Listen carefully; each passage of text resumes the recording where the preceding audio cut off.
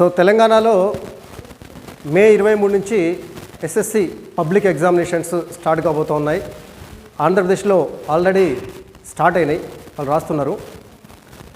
సరే, 10వ తరగతి విద్యార్థులు పరీక్ష రాయబోయే ముందు మనకి 10th క్లాస్ ఎగ్జామ్లో ఫస్ట్ ఓఎంఆర్ షీట్ అనేది ఒకటి ఉంటుంది. మీకు ఇంతవరకు ఓఎంఆర్ షీట్ అంటే ఏమిటో దాన్ని ఎప్పుడు మీరు చూసి ఉండలేదు, దాన్ని మీరు ఎప్పుడు ఫిలప్ చేయలేదు. కానీ తొలిసారిగా ఓఎంఆర్ షీట్ని మీరు అంటే ఈ ఓఎంఆర్ షీట్ ఇంట్రడ్యూస్ చేసి దాదాపు ఒక 10 years దాటిపోయింది, బట్ మీకు పరిచయం లేదు. ఆప్టికల్ మార్క్ రీడర్ అంటారు. ఈ ఓఎంఆర్ షీట్ వల్ల ఏంటంటే త్వరగా రిజల్ట్స్ రావడానికి అవకాశం ఉంటుంది. As early as possible SSC results తొందరగా రావడానికి ఈ ఓఎంఆర్ షీట్ని స్కాన్ చేయడం ద్వారా మార్కులని తొందరగా వాళ్ళు అప్డేట్ చేసి రిజల్ట్ ఇవ్వడానికి అవకాశం ఉంటుంది. అయితే చాలామంది విద్యార్థులు ఏంటంటే ఈ ఓఎంఆర్ షీట్ గురించి తెలియక కంగారు పడిపోయి అందులో ఏం ఫిలప్ చేయాలి, ఏం నింపాలి, ఎలా నింపాలి అనేటటువంటి కన్ఫ్యూజన్లో ఉంటారు. ఎందుకంటే వాళ్ళకి ఎస్ఎస్సి ఎగ్జామ్స్ రాయడమే ఫస్ట్ టైం కాబట్టి ఎస్ఎస్సి ఎగ్జామ్స్ రాస్తున్నామనేటటువంటి ఒక ఆందోళన ఒకటి, ఇంకొక వైపు ఈ ఓఎంఆర్ షీట్ ఎలా నింపాలి ఇందులో ఉన్నట్టు. ఎందుకంటే కొంతమంది తెలుగు మీడియం విద్యార్థులు, ఎందుకంటే ఓఎంఆర్ షీట్ మొత్తం ఇంగ్లీష్ మీడియంలో ఉంటుంది, ఇంగ్లీష్ లాంగ్వేజ్లో ఉంటుంది. సో అది తెలుగు మీడియం విద్యార్థులు దాన్ని చదవలేకపోవటము, ఇది ఏందో అని చెప్పేసి ఆందోళన పడటము, కంగారు పడటము, దాని ప్రభావం తర్వాత రాయబోయే ఎగ్జామ్ మీద పడటము, ఇవన్నీ ఉంటుంది. అందుకని మనము ఎగ్జామ్ రాయడానికి ముందే అసలు ఓఎంఆర్ షీటు ఎలా ఉంటుంది, అందులో మనం ఏమేమి నింపాలి అనే దాని మీద మనం అవగాహన ఏర్పాటు చేసుకుందాం. ఓఎంఆర్ షీట్ అనేది అప్రాక్సిమేట్లీ మనకి A4 సైజ్ పేపర్ లాగా ఉంటుంది. రెడ్ కలర్లో దాదాపుగా A4 సైజు, దానికంటే కొంచెం చిన్నగా ఇలా ఉంటుంది. అందులో ఆల్రెడీ చాలా వరకు ప్రింట్ అయి ఉంటుంది. మీరు పెద్దగా ఏం రాయాల్సిన అవసరం ఉండదు. మీ name, hall ticket number, center number ఇవన్నీ కూడా ఆల్రెడీ ఫిలప్ అయి ఉంటాయి. అయితే మనకు చెప్పుకున్నాం, మనకి 9:30కి ఎగ్జామ్ అయితే మనకి సెంటర్ లోపలికి 9కే అలో చేస్తారు. ఒక అరగంట ముందే మనము లోపల పోయి కూర్చుంటాం. ఎందుకు అరగంట ముందు పోతామంటే ఈ ఓఎంఆర్ షీట్ ఫిలప్ చేయటము, దానికి మెయిన్ ఆన్సర్ బుక్లెట్కి అటాచ్ చేయటము, పిన్ చేయటము, ఈ రకరకాలైనటువంటి పనులు ఉంటాయి. కాబట్టి ఆ క్వశ్చన్ పేపర్ ఇవ్వడానికి ముందే ఈ ఫార్మాలిటీస్ అన్నీ మనం కంప్లీట్ చేసుకోవాలి. కాబట్టి ఎట్టి పరిస్థితుల్లో ఎగ్జామినేషన్ సెంటర్ కాడికి మనము ఎగ్జామ్కి బిఫోర్ హాఫ్ అన్ అవరే చేరుకోవాలి ఖచ్చితంగా. ఇంకొక 10 నిమిషాలు ముందైనా పర్లేదు, ఇంకా హాఫ్ అన్ అవర్ కంటే ఇంకొక 10 నిమిషాలు ముందు పోతే ఇంకా బెటరు. సో ఆడికి లోపలికి పోయిన తర్వాత మనము మనకు కేటాయించినటువంటి, మనకు అలాట్ చేసినటువంటి ప్లేస్లో కూర్చున్న తర్వాత మనం ఒక హాఫ్ అన్ అవర్ పాటు ఈ ప్రాసెస్ అంతా చేయవలసి ఉంటుంది. ఫస్ట్ మనకి ఏం చేస్తారంటే ఇన్విజిలేటర్ గారు వచ్చి ఎవరి ఓఎంఆర్ షీట్ వాళ్ళకి ఇచ్చేస్తారు లైన్గా. మీ స్థానాలు కూర్చున్న తర్వాత ఫస్ట్ చేసే పని ఏంటంటే ఓఎంఆర్ షీట్ని ఇన్విజిలేటరు ఆ క్యాండిడేట్స్ అందరికి ఇవ్వడం జరుగుతుంది. ఓఎంఆర్ షీట్ తీసుకోగానే మీరు చేయాల్సినటువంటి ఫస్ట్ పని ఏంటంటే ఓఎంఆర్ షీట్లో ఉన్నటువంటి ఇన్ఫర్మేషన్ మొత్తాన్ని ఒకసారి చెక్ చేసుకోవాలి. మీరు మీ నేమ్ కావచ్చు, తర్వాత మీ హాల్ టికెట్ నెంబర్ కావచ్చు, రూల్ నెంబర్ అంటారు దాన్ని, హాల్ టికెట్ నెంబర్ అన్నారు, రూల్ నెంబర్ కావచ్చు, తర్వాత ఆ రోజు జరిగేటటువంటి సబ్జెక్టు, ఆ తర్వాత ఆ రోజు సబ్జెక్ట్ పేపర్ కోడు, ఇవన్నీ ఉంటాయి, ప్రింట్ చేసే ఉంటాయి. మీరేం నింపాల్సిన అవసరం లేదు. ఫస్ట్ మీరు చేసుకోవాల్సింది ఏంటంటే అసలు ఆ ఓఎంఆర్ షీట్ మీదైనా కాదా చూసుకోవాలి ఫిలప్ చేయ ముందు. అందులో కొన్ని ఐటమ్స్ని ఫిలప్ చేయాల్సి వస్తుంది. అసలు అది మీదైనా కాదా ఫస్ట్ నిర్ధారించుకోవాలి. ఇన్విజిలేటర్ గారు 99.99% మీకే ఇస్తారు, పేరు చదివి మరి ఇస్తారు. పెద్దగా పొరపాటు అయితే ఉండదు. అయినా కూడా అది మన బాధ్యత కాబట్టి ఇది మనదా కాదా అని ఒకసారి మనము సరిచూసుకోవాలి.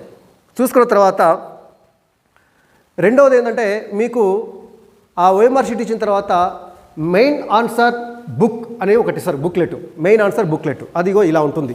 ఇగో నేను నెట్లోంచి డౌన్లోడ్ చేసిన, ఇగో ఇలా ఉంటుంది. ఒక జంట పేజీ బుక్లెట్ అంటే ఇదేదో పెద్ద బుక్లెట్ అని 10-20 పేజీలు ఉండేది కాదు. ఈ జంట పేపర్ ఇలా ఉంటుంది. ఓకేనా? ఇది మెయిన్ ఆన్సర్ బుక్లెట్ అంటారు, మెయిన్ ఆన్సర్ బుక్లెట్ అంటారు. ఈ మెయిన్ ఆన్సర్ బుక్లెట్ మీద ఏముంటుందంటే ఫస్ట్ ఇక్కడ ఆన్సర్ స్క్రిప్ట్ నెంబర్ అని ఒకటి ఉంటుంది. ఇగో ఈ right side top right side left side top left side కార్నర్లో ఆన్సర్ స్క్రిప్ట్ నెంబర్ అని ఉంటుంది. ఈ బాక్స్లో ఎగ్జామినేషన్ చీఫ్ సూపరింటెండెంట్ ఒక నెంబర్ ఇసి మీకు ఇస్తాడు. అదే మీ main answer booklet number.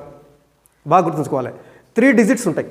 For example మీ సెంటర్లో 240 మంది అలాట్ అయినారు అనుకోండి, ఎస్ఎస్సి విద్యార్థులు.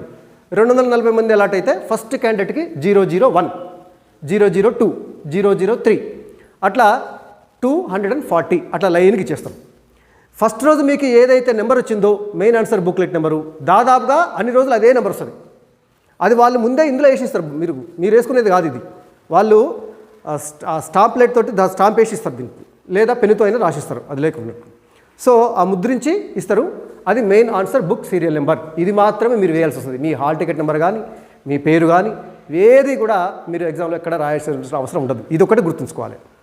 దాదాపుగా 99% ఫస్ట్ రోజు వచ్చినటువంటి మెయిన్ ఆన్సర్ బుక్ సీరియల్ నెంబరే ప్రతిరోజు వస్తుంది, 99%. సో అది మీకు ఇచ్చిన తర్వాత ఇది చూసుకోవాలి, మీరు బాగా గుర్తుంచుకోవాలి. ఇది చాలా చోట్ల ఇదే వేయాల్సి వస్తుంది. ఏంటిది? Main answer book serial number. Main answer book serial number ఇది మెయిన్ ఆన్సర్ షీట్ మీద వేసిస్తారు. సో ఈ మెయిన్ ఆన్సర్ షీట్ ఎట్లా ఉంటుందంటే ఇక్కడ main answer book serial number, ఆ తర్వాత full signature of the invigilator. Invigilator వచ్చి అన్ని చెక్ చేసిన తర్వాతనే సిగ్నేచర్ పెడతారు. ముందే సిగ్నేచర్ పెట్టి మీకు మీ దగ్గరకు వచ్చి మీ ఓఎంఆర్ షీట్ చూసి అన్ని ఫిలప్ చేసినరా లేదో చూసుకొని లాస్ట్కి ఇక్కడ సంతకం చేయడం జరుగుతుంది ఇన్విజిలేటర్ గారు. తర్వాత కింద ఇంకొక బాక్స్ చూడండి, ఇక్కడ సబ్జెక్ట్ పేరు రాయాలి. తెలుగు అయితే తెలుగు, హిందీ అయితే హిందీ, ఇంగ్లీష్ అయితే ఇంగ్లీష్, అలా సోషల్ అయితే సోషల్ అని ఇక్కడ సబ్జెక్ట్ రాయాలి. తర్వాత పేపర్. ఈ సంవత్సరం అంటే మనకి కేవలము ఒక పేపరే ఉంటుంది అన్ని సబ్జెక్టులకి. లాస్ట్ ఇయర్ ఎట్లుండనంటే paper 1 paper 2, Telugu paper 1 paper 2, ఒక హిందీకి మాత్రమే పేపర్ 1 ఉంటుంది, ఒకటే ఉంటుంది.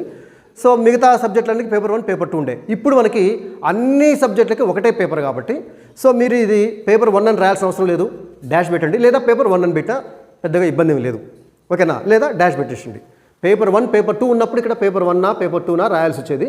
ఇప్పుడు మనకు ఒకటే పేపర్ కాబట్టి పెద్దగా దీన్ని డాష్ పెట్టచ్చు, లేదా 1 అని వేయచ్చు. 1 వేసిన అంటే మళ్ళీ 2 ఉంటుందా అని డౌట్ రావచ్చు, అందుకని డాష్ పెట్టినా నష్టం లేదు. తర్వాత నెంబర్ ఆఫ్ అడిషనల్ అటాచ్డ్, పెద్దగా ఉంది box. Number of additionals attached, ఇది లాస్ట్కి మనం తీసుకున్నటువంటి అడిషనల్ ఈ మెయిన్ ఆన్సర్ బుక్లెట్ను లెక్క పెట్టొద్దు.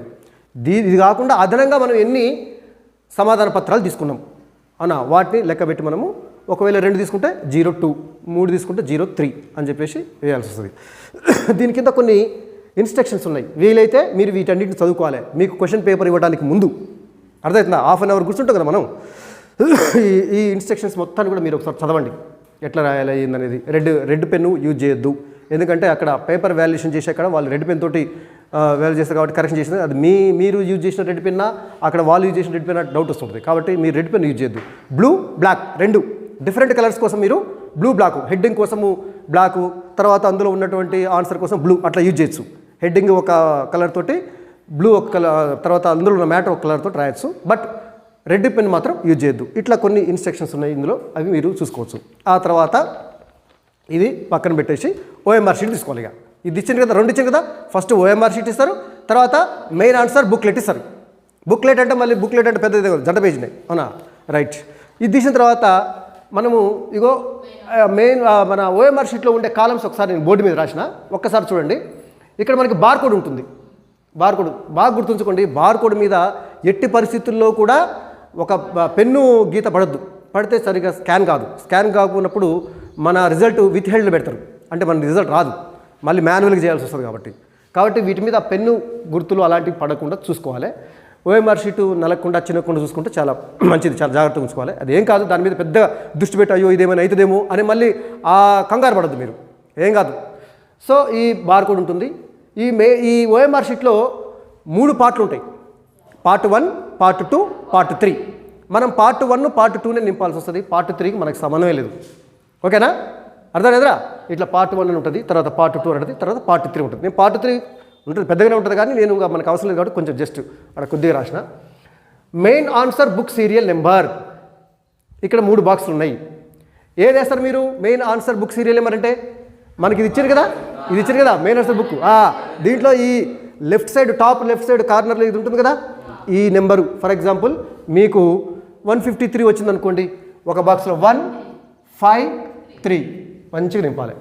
నింపేటప్పుడు మీరు బాగా గుర్తుంచుకోండి, ఒక్కొక్కసారి 1ని ఇట్ట పెట్టి పైన తోక పెట్టి ఇట్ట పెడుతుంటుంటారు, అది ఒక్కోసారి 7 అవుతుంటుంది. 1ని జస్ట్ 1 అని రాయండి, ఇట్లా జస్ట్. అర్థమైందా? అటు 7ని కొంతమంది ఇట్లా అంటుంటారు. ఆ క్రమంలో అది ఇంకో రకమైన సంఖ్యగా మనకి మారిపోయే అవకాశం ఉంటుంది.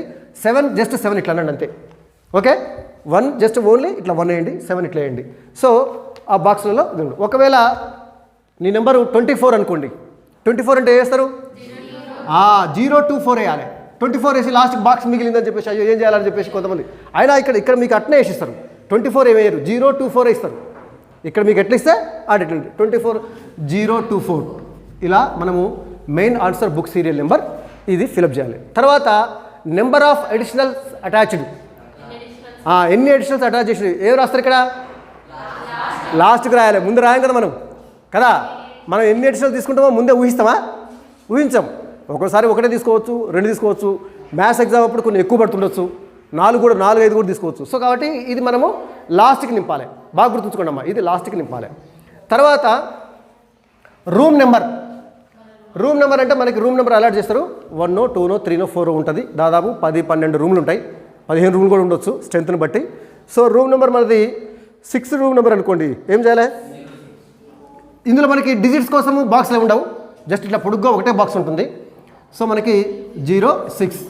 ఒకవేళ మన రూమ్ నెంబర్ 7 అయితే 07 అంతే. ఇక స్పష్టంగా వేయాలి, స్పష్టంగా మంచిగా కనబడేటట్టు వేయాలి 07.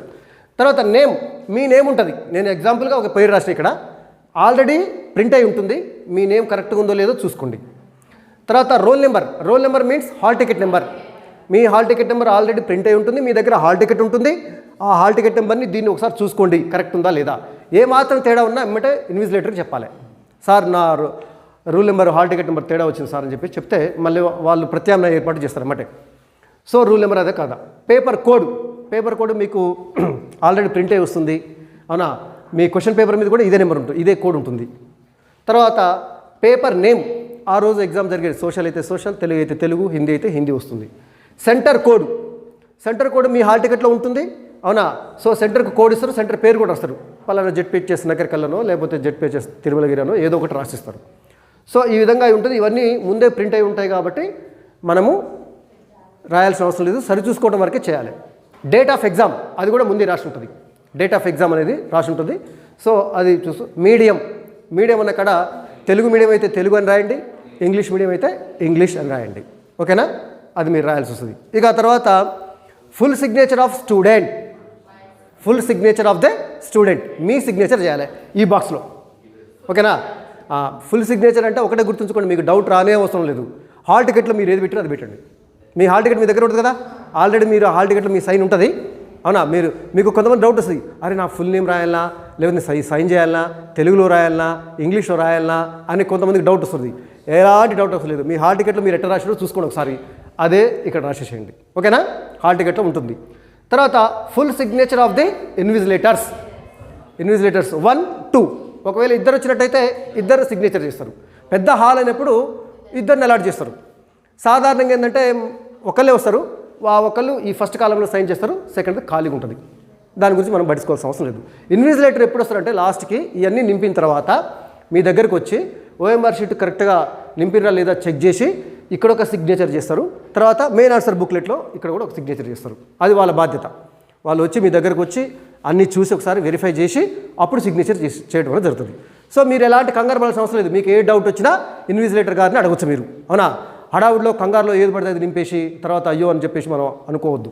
తర్వాత ఇది పార్ట్ 1లో మనం నింపేటి ఏంటిది, main answer book serial number 1, తర్వాత నెంబర్ ఆఫ్ అడిషనల్స్ ఇప్పుడు నింపుతాం, తర్వాత రూమ్ నెంబర్ నింపుతాం, ఆ తర్వాత వచ్చేసి మీడియం రాస్తాం, తర్వాత సిగ్నేచర్ చేస్తాం.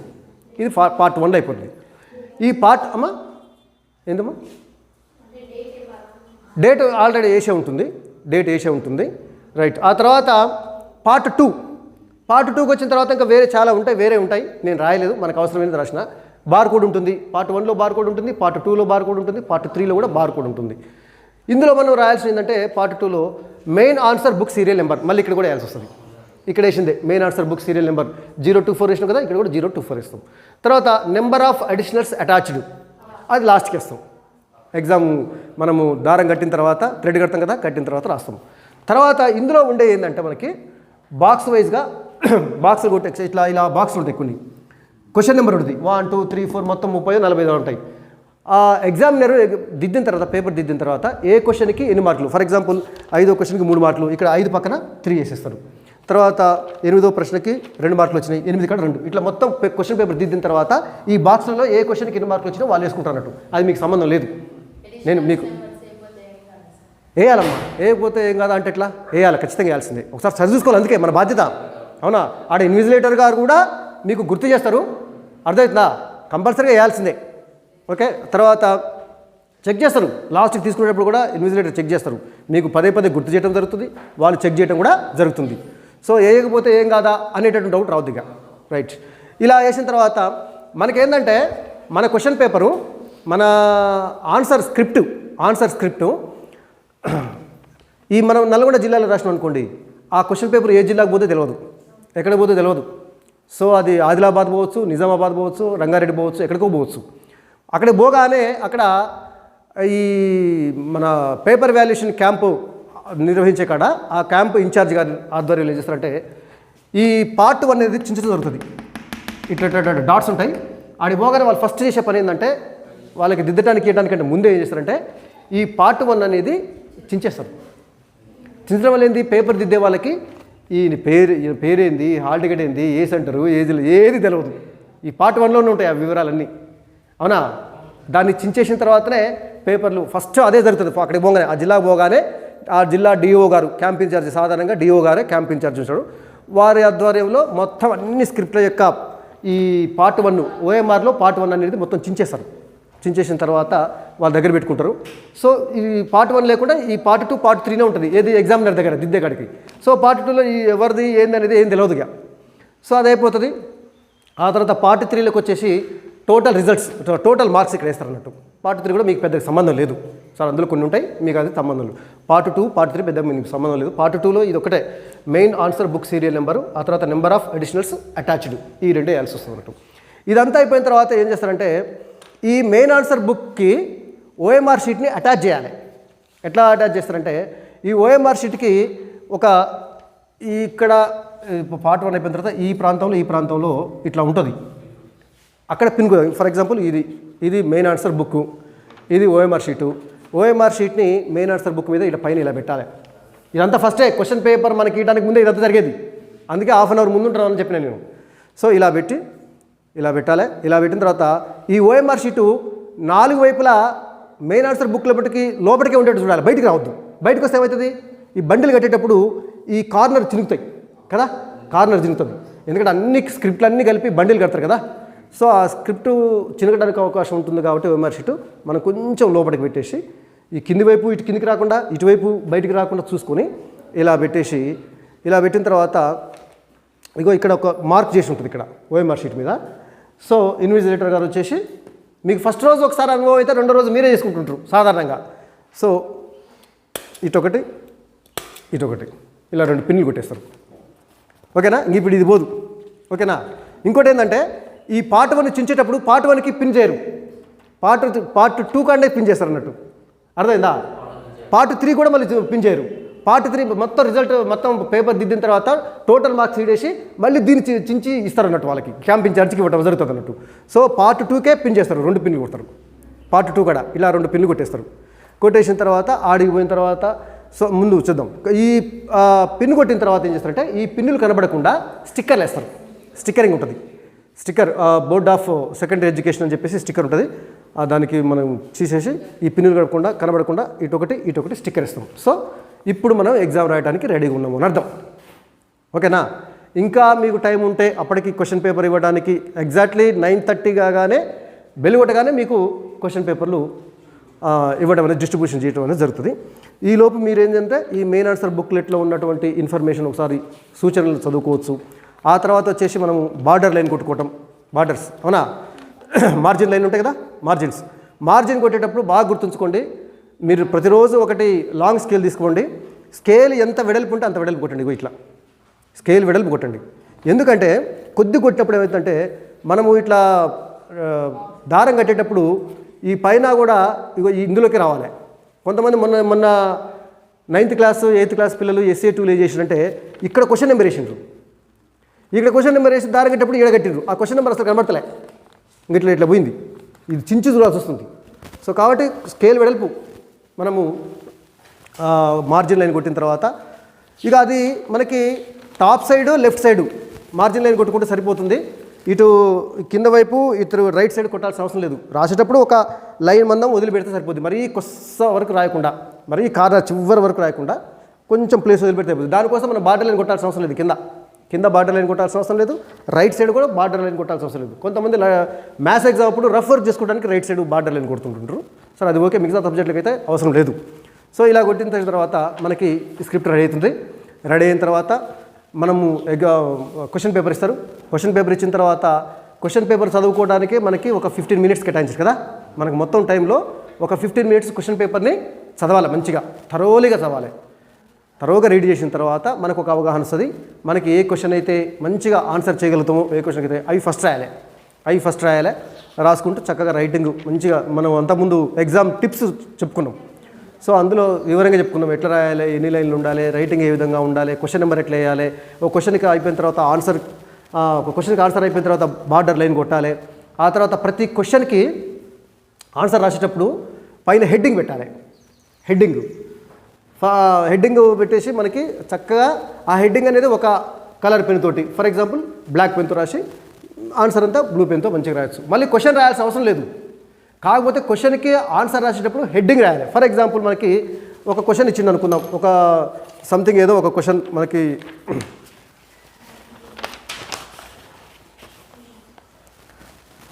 భారత ఆర్థిక వ్యవస్థలో రంగాలను వర్గీకరించండి అని ఇచ్చిండు. మనం దీన్ని క్వశ్చన్ రాయకుండా దీనికి హెడ్డింగ్ ఎట్లా పెడతాం?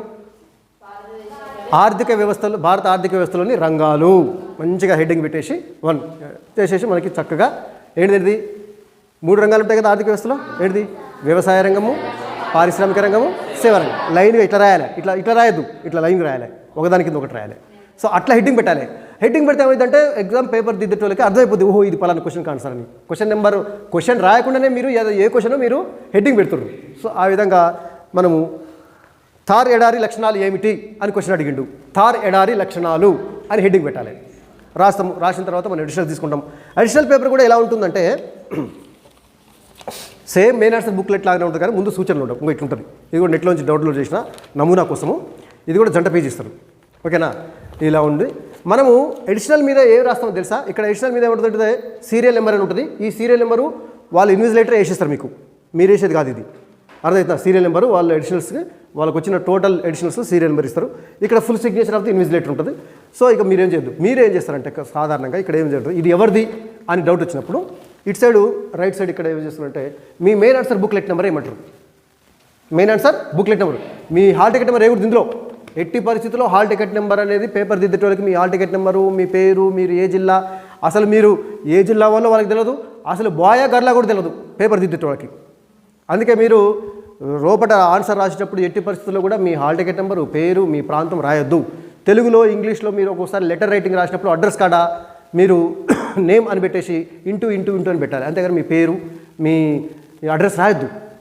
రాస్తే ఒకవేళ ఆ దిద్దటానికి అరే వీళ్ళకి తెలుసు కదా రాయకూడదు కదా ఎందుకు రాసి చెప్పేసి మార్క్స్ కట్ చేసే అధికారం ఉంటుంది, మార్క్స్ కట్ చేసే అవకాశం ఉంటుంది. అందుకని నేమ్ అని చెప్పేసి into village into district into అని చెప్పేసి అట్లా పెట్టుకోవాలి. అంతే తప్పితే మీరు రాయకూడదు అది.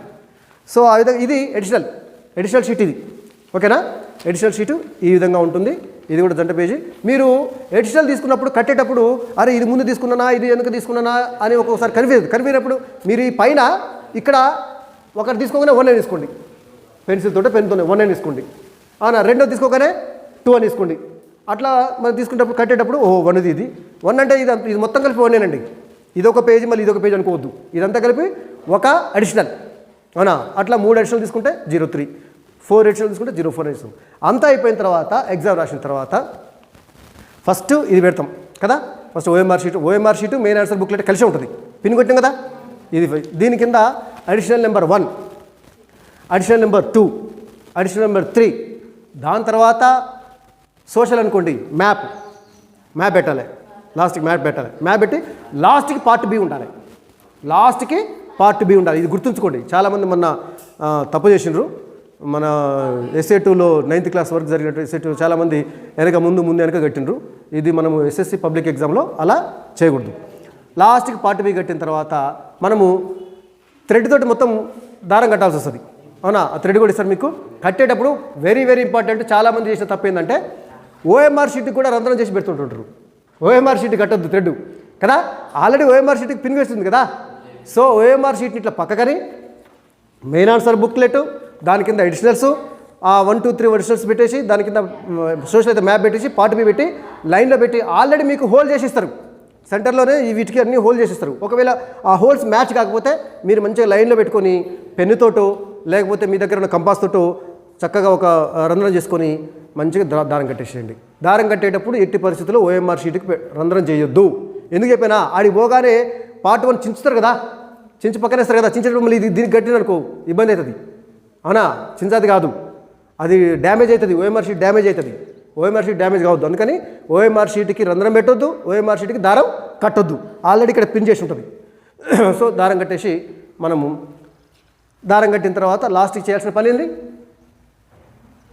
లాస్ట్కి చేయాల్సిన పని ఏంది? నెంబర్ ఆఫ్ ఎడిషనల్స్ అటాచ్డ్ ఎన్ని చోట్ల వేయాలి? 3 చోట్ల వేయాలి. 3 చోట్ల వేయాలి. పార్ట్ 1లో వేయాలి, పార్ట్ 2లో వేయాలి.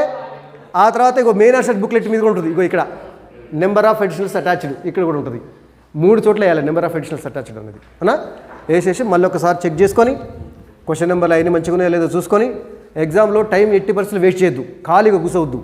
మనం చూస్తూ ఉంటుంటే ఏదో ఒకటి తప్పు తగులుతుంటుంది, చూసుకోవచ్చు.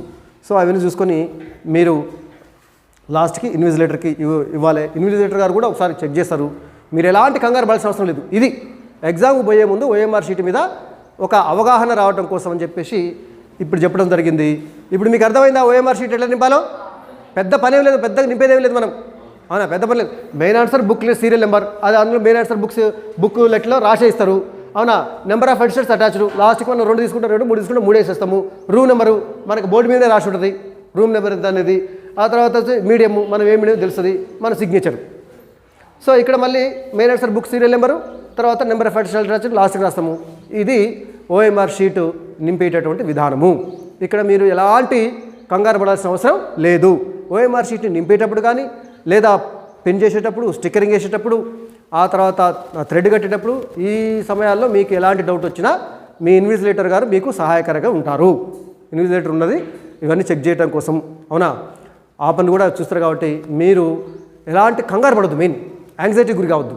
ఎందుకంటే మీరు కంగారు పడి హడావుడి పడితే దాని ఎఫెక్ట్ తర్వాత రాబోయే ఎగ్జామ్ మీద ఉంటుంది. కాబట్టి మీరు ప్రశాంతమైన వాతావరణంలో ఈ ఓఎంఆర్ షీట్ని నింపి మీకు క్వశ్చన్ పేపర్ మీ చేతికి రావడానికి ముందే ఈ ప్రాసెస్ అంతా కంప్లీట్ చేసుకొని హ్యాపీగా ప్రశాంతంగా కూర్చోండి ఒక 2 నిమిషాలు. అది రాగానే మీరు ఎగ్జామ్ రాయడం స్టార్ట్ చేయవచ్చు. ఓకేనా, అర్థమైందా? ఓకేనా, ఏమైనా డౌట్ ఉందా దీని మీద? డౌట్ ఉంటే అడగండి. ఏమి అమ్మా, రైట్. క్వశ్చన్ పేపర్ మీరు ఇంటికే తీసుకోవాలి. మొన్న SA2లో క్వశ్చన్ పేపర్ నువ్వు దానికే పెట్టివా? మన S1 ఎగ్జామ్ రాసిన కదా, క్వశ్చన్ పేపర్ ఏం చేసినావు? ఇది కూడా అంతే. మన యాన్యువల్ ఎగ్జామ్లో కూడా క్వశ్చన్ పేపర్ ఇంటికే తీసుకెళ్ళాలి, దానికి అటాచ్ చేయొద్దు. మొన్న SA2లో 8th 9th పిల్లలు కొంతమంది అటు చేసిండ్రు, ఒకళ్ళిద్దరు అటు చేసిండ్రు. క్వశ్చన్ పేపర్ కూడా అటాచ్ చేసిండ్రు. క్వశ్చన్ పేపర్ అది మనకే. పార్ట్ బి మళ్ళీ కట్టాలి. క్వశ్చన్ పేపర్ మనకే అని చెప్పేసి ఆ పార్ట్ బి కూడా క్వశ్చన్ పేపర్ కిందనే పరిగణించి దాన్ని 1 2 3 వేసేసి ABCD రాసేసి పార్ట్ బి ఇంటికి తీసిపోయావు. అటు తీసిపోవకు, పార్ట్ బి దాన్ని కట్టాలి. అర్థమైందా? క్వశ్చన్ పేపర్ పార్ట్ 1 క్వశ్చన్ అరే బాబు, ఎగ్జామ్లో క్వశ్చన్ పేపర్లు part 1 part 2 part A part B అని ఉంటుంది. Part A part B. Part A మొత్తం క్వశ్చన్ పేపర్, పార్ట్ బి మొత్తం bit paper. So part B దానికి అటాచ్ చేయాలి లాస్ట్కి. నేను చెప్పాను కదా, పార్ట్ ఏ అనేది మనం ఇంటికి తీసుకెళ్ళచ్చు క్వశ్చన్ పేపర్. దాన్ని మెయిన్ క్వశ్చన్ పేపర్ అంటాం మనం, పార్ట్ ఏనే. ఓకేనా, రైట్.